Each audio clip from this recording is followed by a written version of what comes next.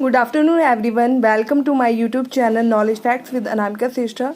Today we will discuss about Ramakrishna Paramahamsa mission from Modern History Part 3. तो इसमें हम सबसे पहले ये पढ़ेंगे कि जो रामकृष्ण परमहंस मिशन है उसकी स्थापना किसने की थी, और स्वामी विवेकानंद के बारे में पढ़ेंगे कि उनका जन्म कहाँ हुआ था, उनका प्रारंभिक नाम क्या था, उनकी प्रसिद्ध पुस्तिकाएं कौन सी थी, और जो प्रथम विश्व धर्म सम्मेलन हुआ था वो कहाँ हुआ था, उनके गुरु का क्या नाम था और उनकी मृत्यु. तो लेट्स स्टार्ट. कि जो स्वामी विवेकानंद थे उन्होंने 1 मई 1897 में रामकृष्ण परमहंस मिशन की स्थापना की. और जो रामकृष्ण परमहंस थे उनके वो शिष्य थे. कौन? स्वामी विवेकानंद.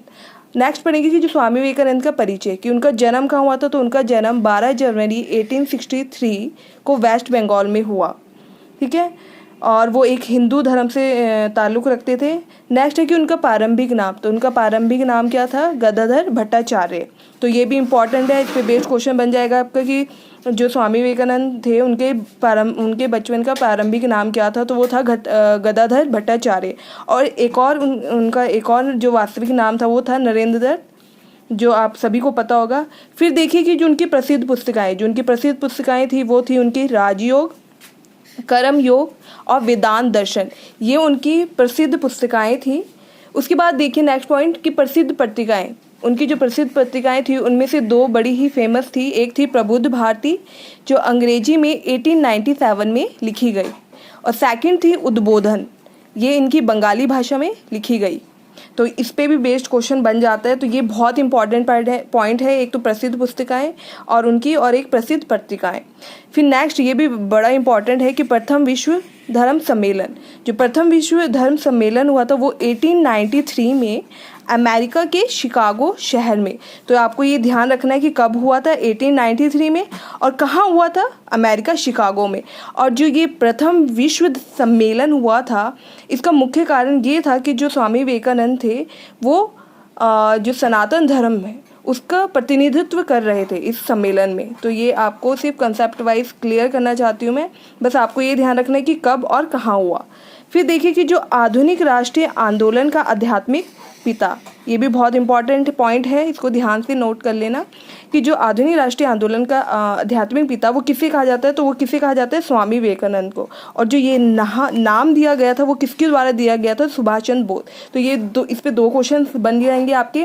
फर्स्ट कि आधुनिक राष्ट्रीय आंदोलन का आध्यात्मिक पिता किसे कहा गया, तो वो स्वामी विवेकानंद. और सेकंड क्वेश्चन इज दैट कि जो ये नाम दिया गया था उनको वो किसके द्वारा दिया गया था, तो वो थे सुभाष चंद्र बोस. अब नेक्स्ट पॉइंट देखिए कि 1897 में विवेकानंद ने कलकत्ता में 2 समाचार पत्रों का हिंदी में प्रकाशन किया. आपने अभी पहले पढ़ी थी उनकी जो 2 पत्रिकाएं थी वो थी एक प्रबुद्ध भारती और सेकंड थी उद्बोधन. तो उसमें जो उनकी ये थी उद्बोधन, और उद्बोधन आपने पहले पढ़ा था कि वो बंगाली में थी तो उसका उन्होंने हिंदी में भी प्रकाशन किया. और सेकंड था कि प्रबुद्ध भारती, उसका भी उन्होंने हिंदी में प्रकाशन किया. तो ये भी इम्पॉर्टेंट है. और सब ये भी देख लीजिए, इस पर भी क्वेश्चन बन जाता है कि जो उनके शिक्षक थे या फिर आप गुरु बोल सकते हैं तो वो कौन थे. तो वो थे रामकृष्ण परमहंस. तो ये आप इस पर भी बहुत इंपॉर्टेंट क्वेश्चन बन जाता है कि जो उनके स्वामी विवेकानंद के गुरु का क्या नाम था. तो वो था रामकृष्ण परमहंस. तो अब इनके बारे में भी थोड़ा हम जान लेते हैं कि रामकृष्ण परमहंस कौन थे. तो वो एक हिंदू धर्म प्रचारक थे, मतलब वो एक महान संत थे. वो धर्म का प्रचार करते थे. उनका मानना ये था कि वो चाहते थे कि मुझे साक्षात भगवान के दर्शन हो. तो वो इस चीज़ पे बड़ा ध्यान देते थे. ठीक है. लास्ट पॉइंट है कि जो उनकी मृत्यु, तो उनकी मृत्यु हुई थी 4 जुलाई 1902 को बेलूर मठ, जो कि कहाँ पड़ता है आपका? वेस्ट बंगाल में. तो होपफुली कि आपको ये पार्ट 3 भी समझ आ गया होगा. तो अगर आपने पार्ट 1 और पार्ट 2 नहीं देखा है तो प्लीज़ उसको देख लीजिए, तो आपको सारे क्लियर हो जाएगा. तो हमारे तीनों पार्ट्स यहाँ पे क्लियर हो गए हैं. आर्य समाज के बारे में पढ़ा हमने, यहाँ पे ब्रह्म समाज की, और थर्ड पढ़ा हमने रामकृष्ण परमहंस. तो नेक्स्ट टॉपिक में वी विल स्टार्ट अबाउट गुप्त डायनेस्टी.